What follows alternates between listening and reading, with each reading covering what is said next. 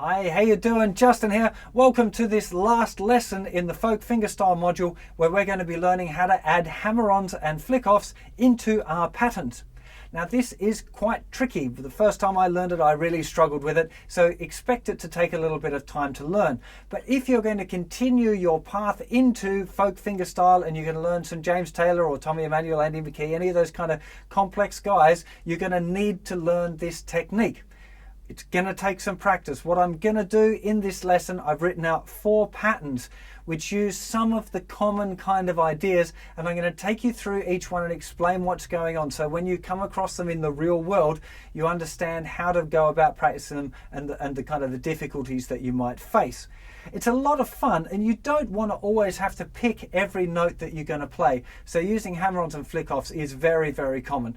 So what we're going to do is we're going to have a look at the right hand and then the left hand, well, sorry, the fretting hand and then the picking hand for each one of the patterns. And hopefully you'll get it, you'll sort them out, and you'll be able to incorporate these into your playing as well. And of course, remember that once you learn this, you might want to think back to when you made up your own patterns and maybe make up some of your own patterns that also use these hammer-ons and flick-offs too. So let's get to a close-up and check out pattern 17.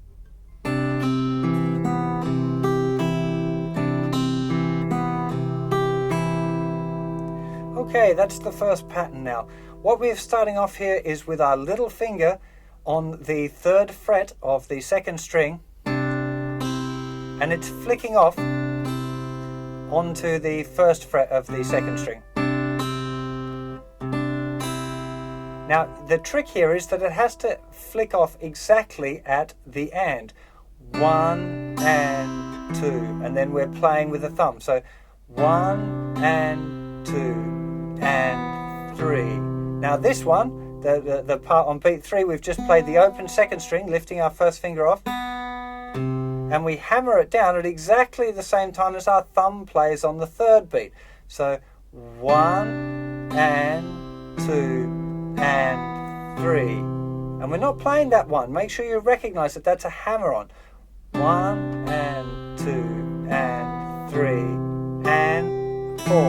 And now here, and 4. So you're flicking this off, little finger's flicking off at exactly the same time the thumb is playing the 4th string. Which feels really weird when you start off with this. This stuff's going to feel awkward, you know. But just do it like this slowly, really slowly. 1 and 2 and 3 and 4. 1 and 2 and 3 and 4. That's how you're going to have to do it, just real slow.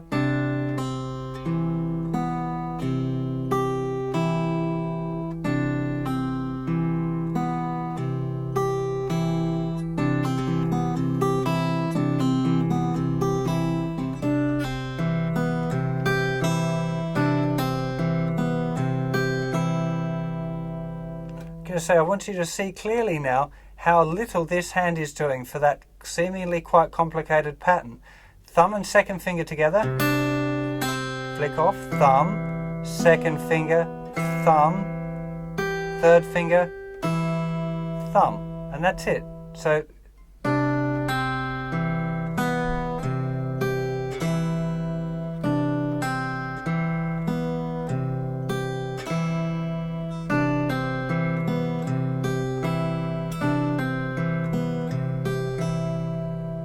really part of the trick here is getting the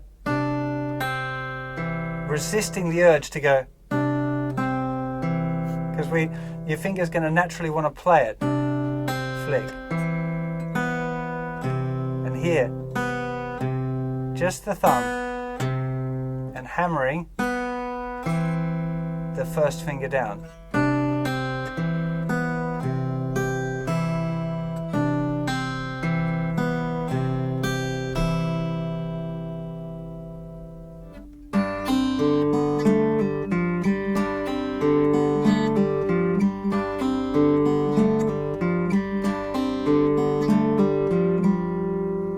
Okay, we've got a few interesting things going on here.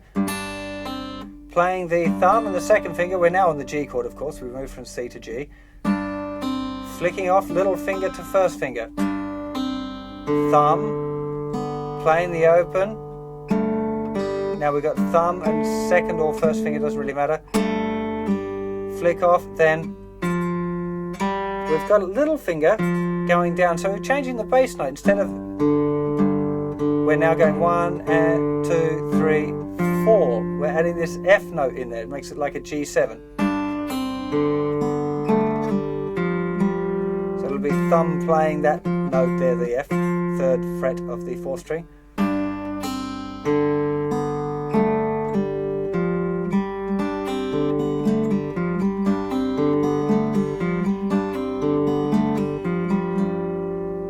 Really cool little pattern. I want you to see the idea that sometimes the bass notes can change, as well as incorporating your flick offs and hammer-ons as well.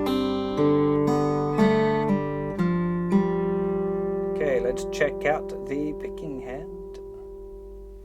Okay, so we're starting here with the second finger and the bass note being played, flicking off, thumb, second finger, thumb and first finger, flick off, thumb, first.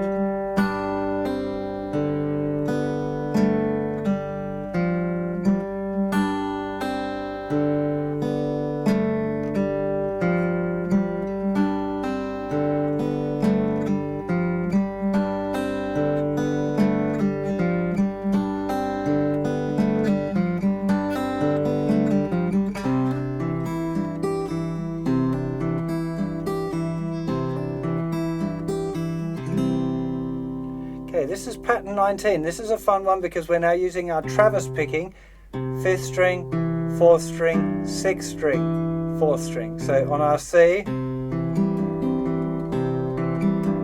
when we're doing it in open position, make sure you use your third finger to move over. Don't, if you could, of course, there's enough fingers to hold all of the strings down, but then it all just flows together. You want that kind of definition that moving the finger gives you. And we're adding in the hammer-ons and flick-offs.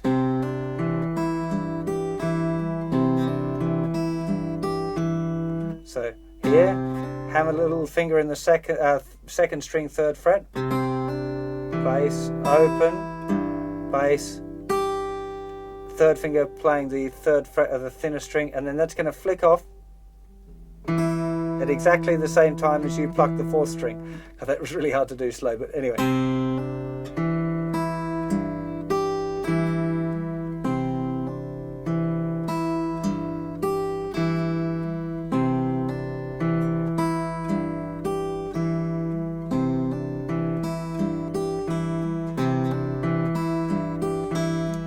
Thumb and second finger start off here with the hammer on, thumb, 3rd finger, thumb on the thicker string, 3rd finger on that playing the thinner string, and then the flick off happening at exactly the same time as the thumb.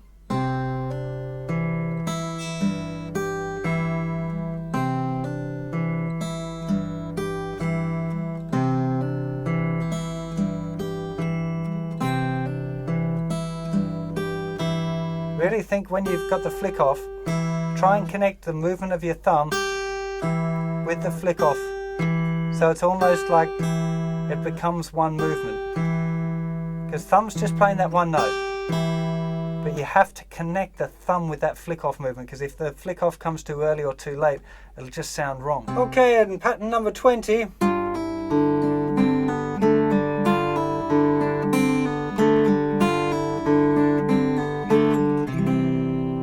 We've got here, we're on G, pick, flick off the first finger from the 1st fret to the open, then 1st finger, open, 2nd finger, open.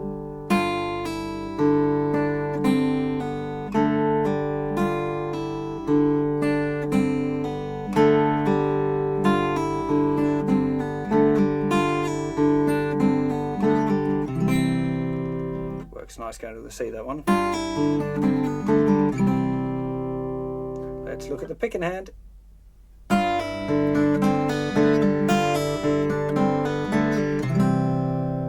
Starting with thumb on the thicker string, we're on a G chord of course.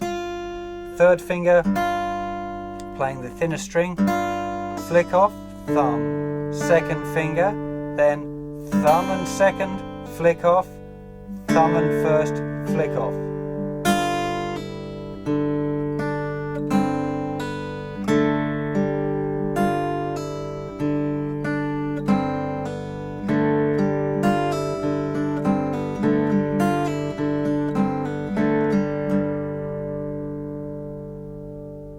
Incorporating your hammer-ons and flick-offs into your fingerstyle patterns is most likely going to be difficult and require quite a few hours of practice. I do think it's worth it, and you'll find that all of the great finger pickers use this technique. The thing that you probably want to do now is go back and try and make up some of your own patterns that use it. That's probably the best way to go about it now. Either that or have a go at learning some James Taylor or Tommy Emmanuel or one of the other great finger pickers, Chet Atkins maybe, or Mel Travis, and see if you can actually work out their tunes and see that the way they're using it and putting it into practice. Those that have bought the DVD version of this series will have the bonus material where I'm going to do some actual songs and incorporate all of the ideas that we've done in this course. So some of you are probably going to be checking that out now, which is good for me and good for you. Buying the DVD really helps support all of the free stuff. So if you've enjoyed this, you want to check out the bonus material, then go and pick up the DVD off the website and check out the extras. I'm sure you'll dig them. Hope you've enjoyed the course. Take care of yourselves, and I'll see you for much more guitar lessons, licks, riffs, tricks, songs, and all that stuff. I can't speak now. My mouth is gone dry. I've been doing I've actually done nearly all of these lessons in one run through, and just a funny little insider thing. Doing this last little intro has taken about 5,000 gazillion takes, which I find funny because most of the rest of it's been plain sailing, like one or two goes on all of these, and they've just sailed through. Ridiculous how life works sometimes. Anyway. Take care of yourselves, have a lovely time with this fingerstyle patterns, and I'll see you for much more very soon. Take care, bye-bye.